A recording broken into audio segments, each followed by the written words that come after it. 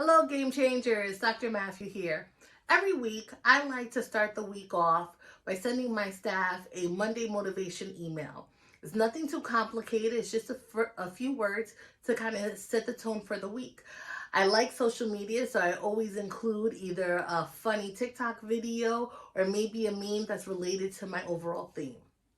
For this week's Monday Motivation, I talked about messaging as teachers, staff, faculty members, administrators. You ever been in a relationship and the conversation goes like this? It's not what you said, it's how you said it. Well, the same goes for students. Sometimes we have to be conscious of our tone with students. Anybody, whoever you ask, if they feel like they're being berated, if they feel like they're being yelled at, if they feel like they're being embarrassed, you are not going to get the best out of them. And you definitely are not going to get them to comply. So we really have to give students grace, rethink how we approach them and how we say things to them. There's positive ways where we can ask students to do what we need them to do. So give yourselves and give those students a little bit of grace. I know at the height of frustration, it is something very hard to do. And I would be lying if I said, as a teacher, there weren't moments where I yelled at students or I said something sarcastic to them.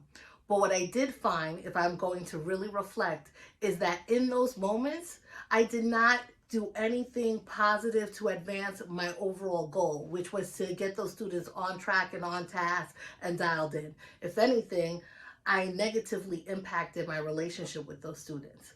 And now that I'm a little older and a little wiser and have seen some really great educators have good communication with their students, I have taken those tools and I like to share them to everybody else. So I've attached a video about how you can positively phrase things to students to get the outcomes you seek.